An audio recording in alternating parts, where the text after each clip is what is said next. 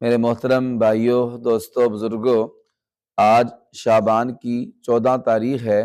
اور آنے والی رات یہ 15 شعبان کی رات ہے،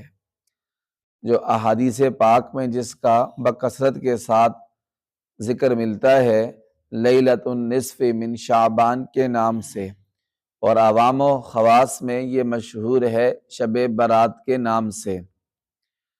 اس رات کی قرآن پاک میں کوئی فضیلت ذکر نہیں کی گئی،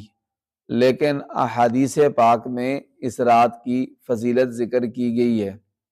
10 صحابہ اکرام رضوان اللہ تعالی علیہم اجمعین سے اس شب برات کی فضیلت پر احادیث نقل کی گئی ہیں۔ اما عائشہ صدیقہ رضی اللہ تعالی عنہا کی روایت ہے، فرماتی ہیں کہ میری رات کو آنکھ کھلی تو اللہ کے پاک نبی بستر پر موجود نہیں تھے۔ میرا گمان ہوا کہ شاید کسی اور زوجہ کے ہاں حضور چلے گئے ہوں۔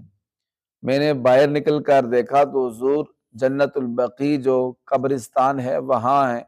اور دعا میں مشغول ہیں۔ میں نے پوچھا کہ اللہ کے پاک نبی آپ یہاں کیا کر رہے ہیں؟ تو فرمایا عائشہ تم یہ سمجھیو کہ اللہ اور اللہ کا رسول تجھ پر ظلم کریں گے کہ تمہاری باری میں کسی اور کی گھر میں چلا جاؤں گا، ایسا نہیں ہے، بلکہ یہ ایسی مبارک رات ہے کہ اس رات میں اللہ تعالی بنو کلب جو عرب میں مشہور تھا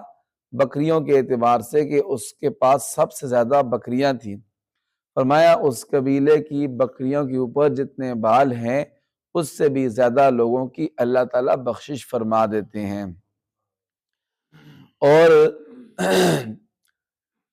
جو صحابہ اکرام رضوان اللہ تعالی علیہم اجمعین ہیں، 10 صحابہ اکرام سے اس کی فضیلت کی روایات ثابت